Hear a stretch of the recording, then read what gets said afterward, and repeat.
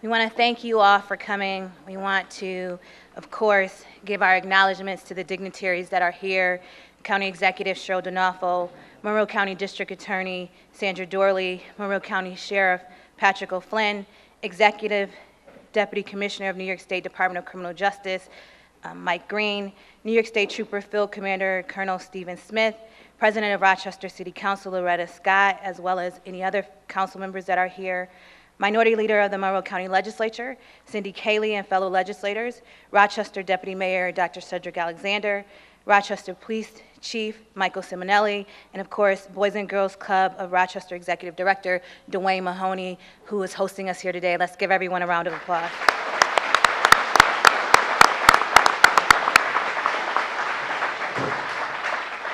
And of course, I want to welcome our governor back to Rochester. He is such a great friend to us here, and today he's making an exciting announcement in partnership with the Rochester Police Department. As you know, about 2 years ago, we had a tragic incident that happened right here on these very grounds. 3 young people lost their lives here in the city of Rochester. And we're thankful that our governor has taken note to the challenges that we face in our community as it pertains to criminal justice. And it's not just with criminal justice, it's in economic development, it's in job creation.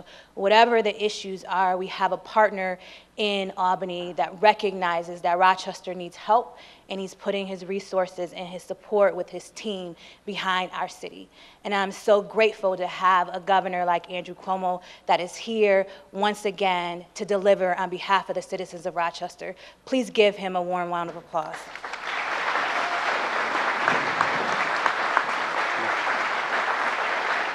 Thank you.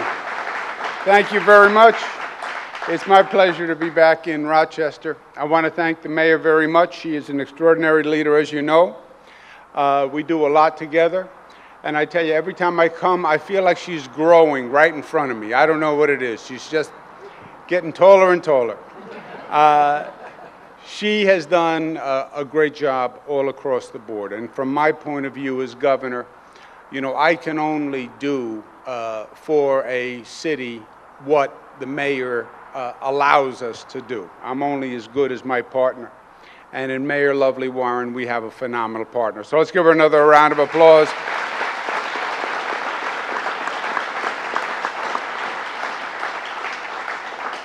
I want to thank the Boys and Girls Club for hosting us. And as the mayor pointed out, she is exactly right. First, congratulations on the renovation. It's a new, improved Boys and Girls Club. But this club knows all too well the problem of gang violence and gun violence, we are at a site where people lost their lives needlessly as an example of what we're up against.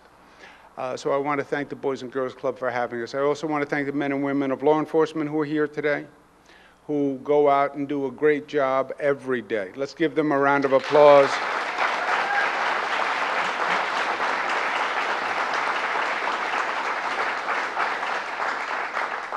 We finished the state budget in Albany a couple of weeks ago, and it's a great budget. It wasn't the easiest to get done, but I think it is the one that does the most work for the state. I like to say it was a difficult birth, but it was a beautiful baby when it came out. It was a very ambitious plan, and that's why it was so difficult, combined with the politics of today, which are harsher, frankly, than they've been in the past.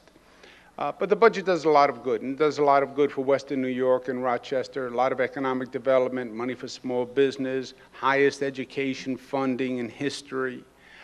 We have a free college tuition that gets up to the middle class, $125,000 income. Your tuition to SUNY would be free. So that'll be a life changer for people, you know. Nobody has to worry about not being able to succeed because they can't get into college. So there's a lot of good work there, and I'm excited about it. But in many ways, the first job is public safety. Because if people are not safe, then nothing else matters. If you don't have public safety, education doesn't matter, and jobs don't matter, and community development doesn't matter. It's about public safety. And we've made great strides, but the truth is we have a lot more to do. And we now have a coming together of two different issues, two different problems, which are combining and creating a more difficult issue. We have the gang problem, which we've been dealing with for a long time, which has been getting worse. And we have the opioid heroin problem, which is exploding. And the two combine because gangs trade in narcotics. That is the currency of gangs. And this opioid heroin explosion is playing right into the increase of gangs. You know, I'm old enough, when you used to say heroin, you would think New York City, hardcore drug user. You know, that was heroin. This was a really long-term drug user. That's not what this is about anymore. Heroin opioids, this is an upstate problem. It's a young person problem. It's not necessarily a long-time user. They get caught on these opioids, and it's a very quick acceleration. And once a young person is hooked, they are hooked.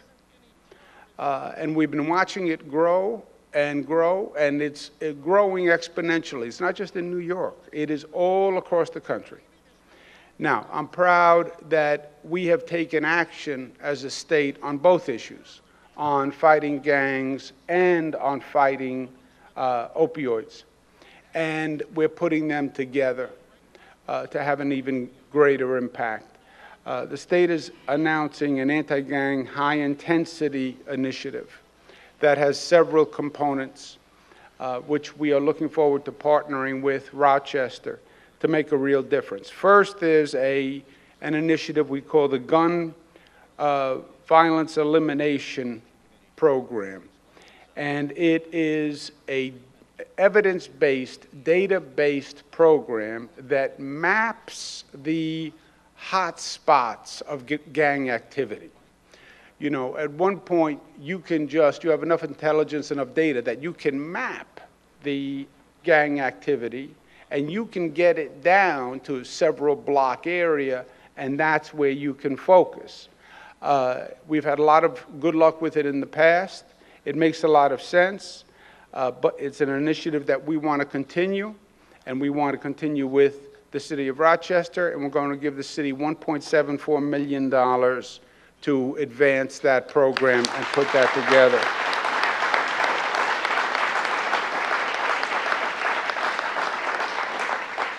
Second initiative is what we call a Snug Program, S-N-U-G. It's guns spelled backwards.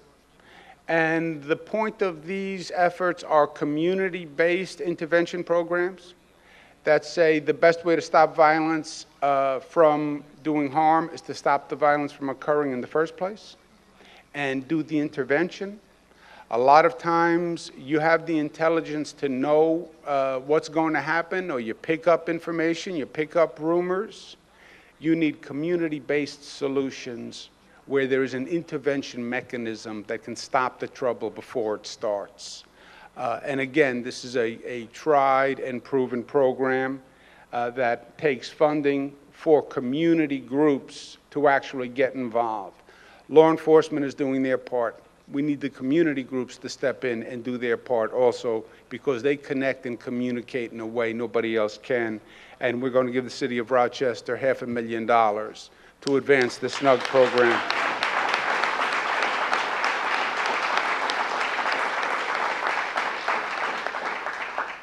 Fighting heroin and opioid, we have the only way to do it is a comprehensive approach. You have to work on prevention, treatment, and law enforcement. And it's early detection, early detection, early detection. The earlier you get the person into treatment, the higher the likelihood of success. It is that simple. So it's an awareness on all parts, and it's people who are willing to act. I can't tell you how many parents I talked to who said, you know, I knew something was wrong, I knew he was into something, but I didn't know, and I didn't try, and I didn't push. Or brothers who say I knew, or sisters who say I knew, or neighbors. This is a scourge that is going to take everyone to make a difference. And we're going to need the resources to do it. When a person is ready to go into treatment, you have to have a treatment bed. You can't say, wait 3 weeks and then we'll try treatment, right? 3 weeks might be too late. We have not had the treatment capacity. We haven't had the prevention capacity. And in this state budget, we provided the resources, and we'll be giving the city of Rochester $12 million to do heroin, opioid abuse and protection.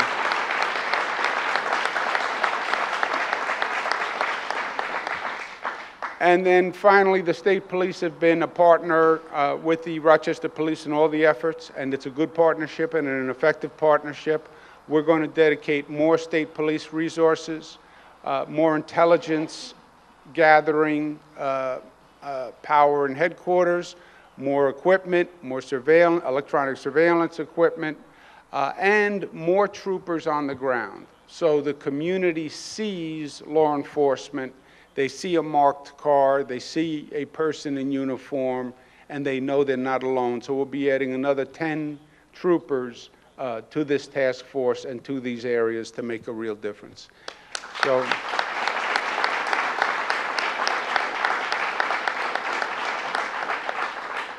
you know, in closing, there's no mystery here.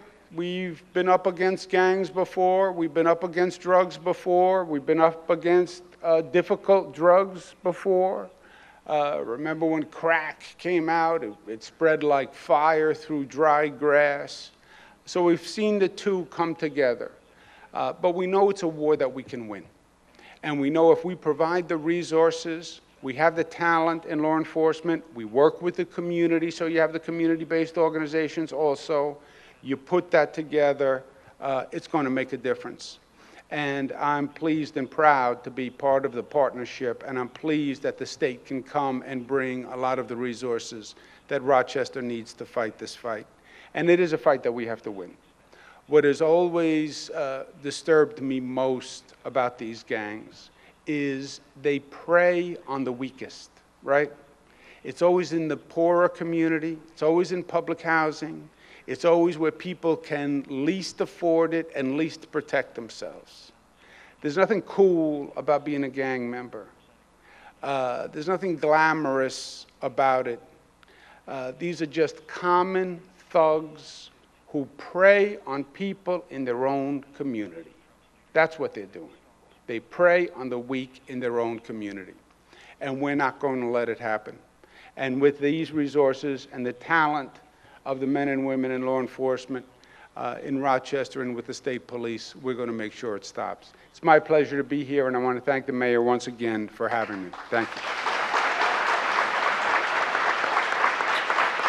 Rochester, please stand up and give our governor a big round of applause.